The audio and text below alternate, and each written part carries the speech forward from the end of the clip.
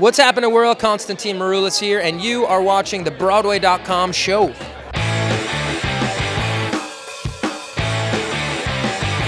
Welcome to the Broadway.com show, your weekly review of everything going down on the Great White Way. Or as we like to think of it, the best 10-minute news program you're watching right now.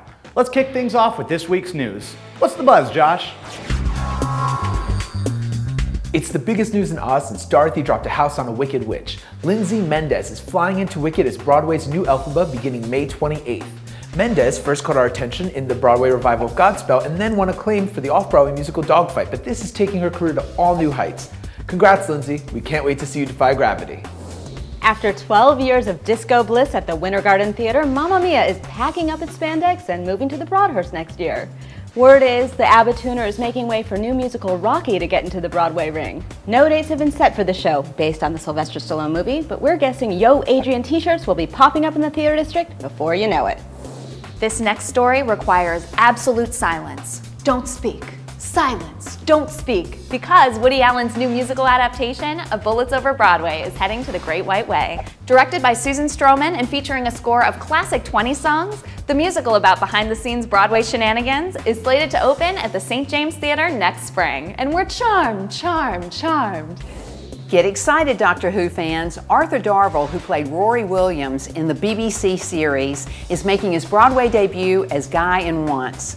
Joining Darvill as Girl in the Tony-winning musical is another Broadway newbie, British actress Joanna Christie. After multiple death scenes on the cult TV hit, Darvill should find falling slowly in love on stage a nice change. This year's Broadway.com Audience Choice Awards are getting starrier by the day. Incoming Chicago diva Wendy Williams has signed on to host, and Matthew Morrison, Jeremy Jordan, and Stephanie J. Block will be on hand as presenters, joining Aaron Tveit and Sierra Bogas. With this many fan favorites, May 5th can't come soon enough. Hi, I'm Laura Benanti, and you are watching the Broadway.com show. Broadway.com. The first ever revival of Jekyll Hyde exploded back on Broadway last week, with R&B superstar Deborah Cox playing ill-fated hooker Lucy. This week's hotshot from Broadway.com photographer Bruce Glickus captured Cox's opening night excitement as she spotted herself 30 feet tall in the Marriott Marquis breezeway. Now that's one confrontation that we are happy to have caught on camera.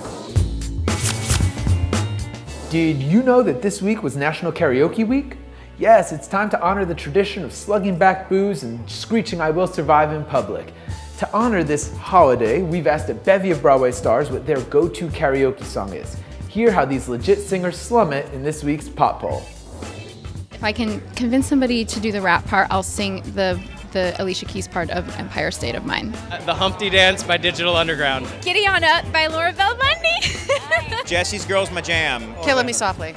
Anything that's Karen Carpenter and why I choose her, love her, of course, with the lyrics, but it's a low enough key that you're not going to be surprised at any time of the day, and perhaps a little tipsy. You can still hit the notes in the Karen Carpenter song. Good strategy. That's good. Just blaze of glory. Let me bring you back to the subject. Peps are set. Make you get hot, make you work up a sweat when you trip to a little. Did you tell them the karaoke story? I did. That's why you came over here.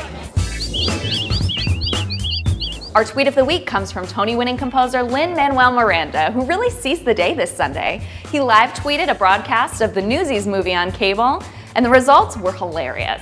Lin tweets, "Crutchy's gonna limp to the Bronx? Couldn't he be ambassador to like the immediate area? Limping ain't easy." Lin, this could become an awesome Sunday tradition. Can you live tweet Mean Girls next weekend? Thumbs up this week to Here Lies Love, a one-of-a-kind experience at the Public Theater about the Eva Perón of the Philippines, Imelda Marcos. Alex Timbers directs this new musical, which features a thumping club score by David Byrne and Fatboy Slim, and a truly stunning leading lady performance by Ruthie Ann Miles. This is not your mother's musical, so be prepared to stand and dance and jump and chant and sing along and have an amazing time. This week's Thumbs Down goes to another unique off-Broadway show, Hit the Wall. An environmental drama that offered a fresh perspective on the Stonewall riots, Hit the Wall featured inventive direction by Eric Hoff, a strong ensemble cast with standout performances by Nathan Lee Graham, Reina Sela Manganero, and Arturo Soria. Sound good? Yeah, it was, but it closed way too early on April 21st, and thumbs down to that. It's time for this week's Broadway Smackdown. Last week we asked you which musical meanie you prefer, Matilda's monstrous Miss Trunchbull or Annie's atrocious Miss Hannigan. After some passionate tweeting, Matilda's child-terrorizing headmistress Agatha Trunchbull came out on top with 54% of the vote. Now, for a royal smackdown. This season there are two Broadway princes, eyeing the throne, charming the masses, and questing for self-knowledge. Cinderella's Prince Topher and the title character of Pippin. Which is your favorite? Tweet us at BroadwayCom with the hashtag B'way Smackdown and tune in next week for the winner. Hi, I'm Ben Vereen and you're watching Broadway.com, the show. It's about time. During last week's starry opening night for Motown The Musical, we asked the show's crazy talented cast about rehearsing closely with Motown legend Berry Gordy. So what's the funniest thing they found out about the music legend? Here are our 5 favorite answers. But that cat will never admit that he's wrong. Never. And sometimes he's wrong. I told you, Barry. But most of the time, he's right. But he can go tip to toe with anyone. He's still very alert and very smart and has the most energy, more than any 4 or 5-year-old that I ever known. As you know, he wrote the script. So if you do one word out of place, he'll hear it. He won't miss a beat. So that was a funny thing to learn, that you had to do everything exactly the way he wrote it.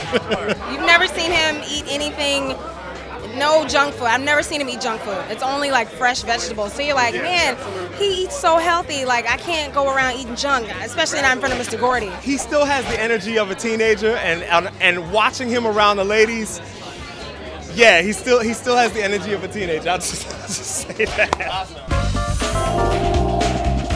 Our star of the week is Cicely Tyson, the Harlem-born actress who's now an honorary Texan for her moving performance in Horton Foote's The Trip to Bountiful. Tyson sings hymns, spars with Vanessa Williams, and dances with Condola Rashad in a Broadway trip that's most definitely worth taking.